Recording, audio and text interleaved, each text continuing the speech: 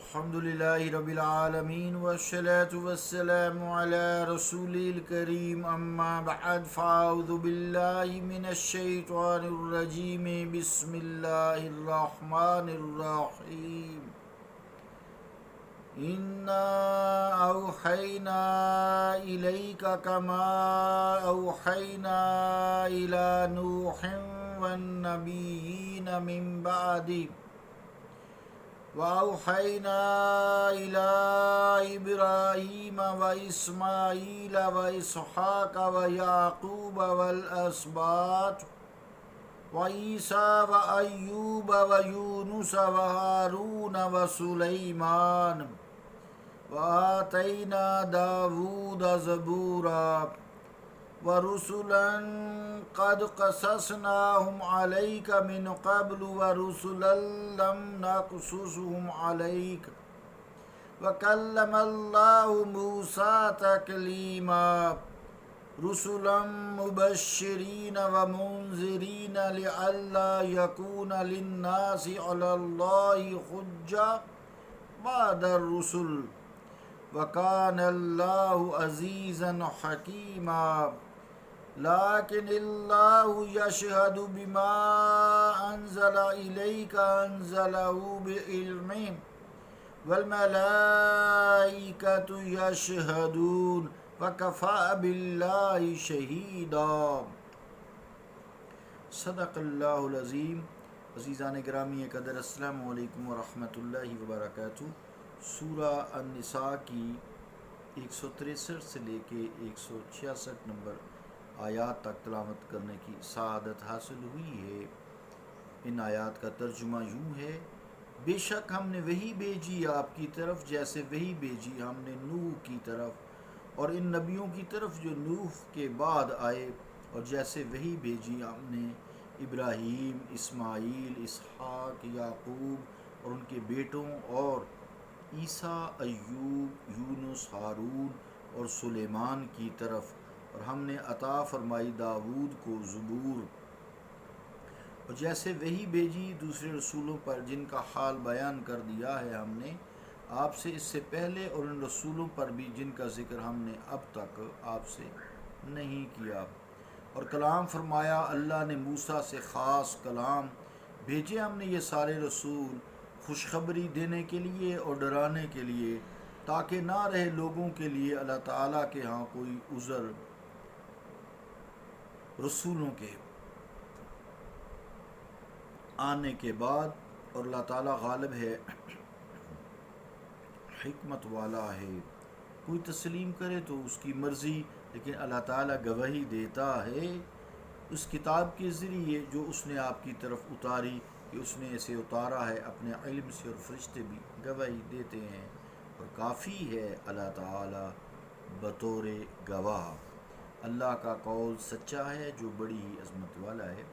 عزیزان گرامی قدر، اس آیت میں بھی اللہ تعالیٰ نے اپنے رسول مقبول محمد مصطفیٰ علیہ السلام پر دوسرے انبیاء پر درجات میں فضیلت جو بخشی ہے اس کا تذکرہ کیا ہے۔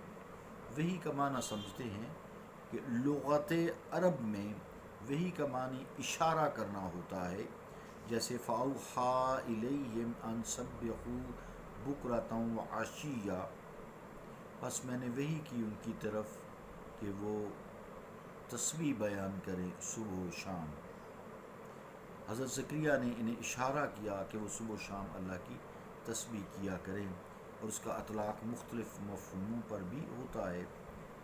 پھر بطریق الہام کسی چیز کو دل کے اندر، دل میں ڈال دینے کو بھی وحی کہا جاتا ہے، جیسے وَأَوْحَيْنَا إِلَىٰ أُمِّ مُوسَىٰ، کہ ہم نے موسیٰ علیہ السلام کی والدہ ماجدہ کی طرف وحی کی، یعنی دل میں بات ڈال دی۔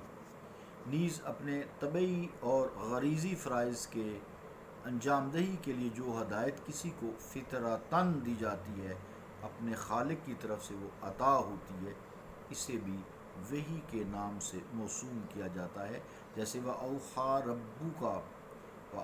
رَبُّكَ إِلَى النَّحْلِ، کہ بے شک اے مصطفیٰ آپ کے رب نے شہد کی مکھی کی طرف وحی کی، اس کی فطرت میں نا شہد بنانا، اور کسی کو پراسرار طریقہ سے اس امر کی تعلیم دینے کو بھی وحی کہا جاتا ہے، جیسے شیاطین الانس والجن یوحی بعضهم الی بعض،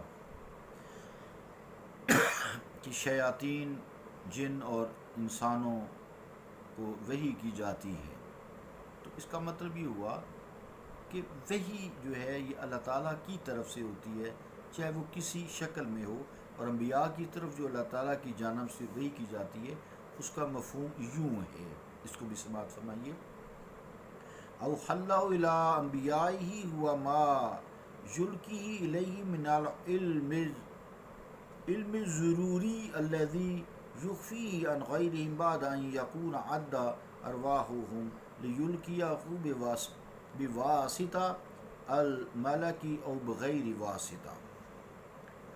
سید رشید رضا، تفسیر المنار، جلد 6 پیج 68۔ یہ جو وحی انبیاء کی طرف کی جاتی ہے اس کا مفہوم یوں بیان کیا ہے، اس علم یقینی اور قطعی کو وحی کہتے ہیں جو اللہ تعالیٰ دوسرے لوگوں سے پنہاں اپنے انبیاء کے دلوں میں القاء فرماتا ہے، جن کے ارواح طیبہ کو اس نے پہلے سے اس علم کو قبول کرنے کے لیے تیار کیا ہوتا ہے۔ یہ القاء کبھی فرشتہ کے واسطہ سے ہوتا ہے اور کبھی بلا واسطہ براہ راست ہوتا ہے۔ عزیزان گرامی، اگر آپ نے وحی کی جو حقیقت ہے وہ سماعت فرمائی، تو اب آیت پر بھی غور کرتے ہیں۔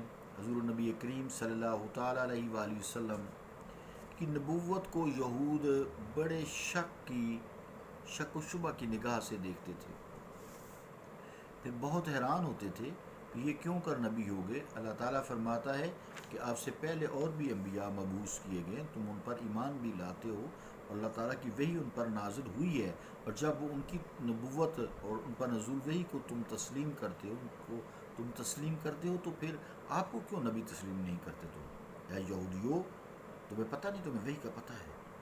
موسیٰ علیہ السلام یا جملہ انبیاء جن پر تم ایمان رکھتے ہو، ان پر وحی کی جاتی تھی، ان پر تو تم ایمان رکھتے ہو، لیکن میرے مصطفیٰ علیہ السلام پر جو وحی نازل ہوتی ہے اس پر تم جو ہے یقین نہیں رکھتے، ایمان نہیں لاتے، تم بدکار ہو، تم کافر ہو۔ جو میرے مصطفیٰ پر وحی کا انکاری ہے وہ کافر ہے۔ تو آپ کی نبوت سے تم حیرت کی بات ہے، وحی کو تسلیم کرتے ہو، اور آپ پر جو وحی آتی ہے وہ تسلیم نہیں کرتے۔ چند انبیاء کے اسماء بھی ذکر کیے اللہ تعالیٰ نے اس آیت میں، تاکہ ان کی مجال نہ رہے، اور پھر اس غلط فہمی کا ازالہ بھی کرنا مقصود ہے کہ انبیاء صرف اتنے ہی ہوتے ہیں جن کے نام قرآن میں موجود ہوتے ہیں۔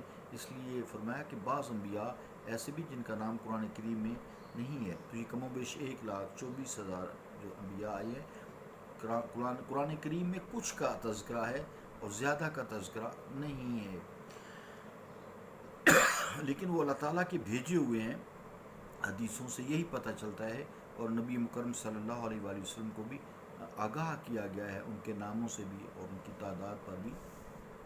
چنانچہ علامہ سید محمود آلوسی فرماتے ہیں کہ حضور علیہ السلام کو سب انبیاء کا علم ہے۔ یہاں نفی گزشتہ زمانہ کی ہو رہی ہے، یہ اس کو ملتزم نہیں کہ آئندہ بھی نہ بتایا ہو۔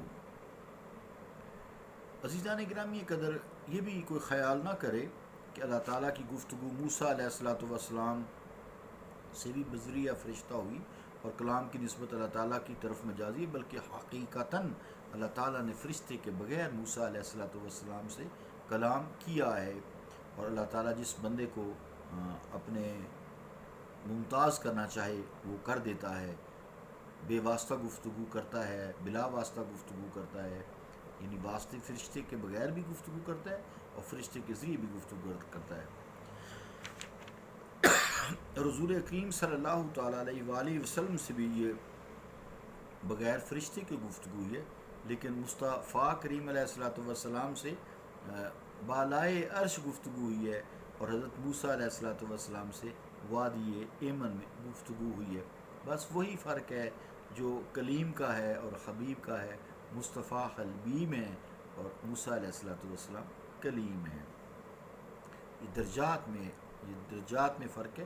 صفت نبوت میں سب نبی ایک جیسے ہیں، صفت نبوت میں یا صفت رسالت میں سارے انبیاء ایک جیسے ہیں. یہ درجات میں تلک الرسل فضلنا بعضهم علی بعض، یہ رسول ہیں اور میں ایک دوسرے کو دوسرے پر فضیلت بخشی ہے. منهم من کلم اللہ ورفع بعضهم درجات، ان میں سے اللہ تعالیٰ نے کسی سے کلام کیا اور بعض کے درجات کو بلند کر دیا ہے. قرآن کریم سے بات ہو رہی ہے. علامہ آلوسی بغدادی رحمۃ اللہ علیہ فرماتے ہیں کسی نبی کو جو معجزہ عطا ہوا اور وہ معجزہ اللہ تعالیٰ نے بما زیادتی اپنے محبوب کو بھی مرحمت فرمایا.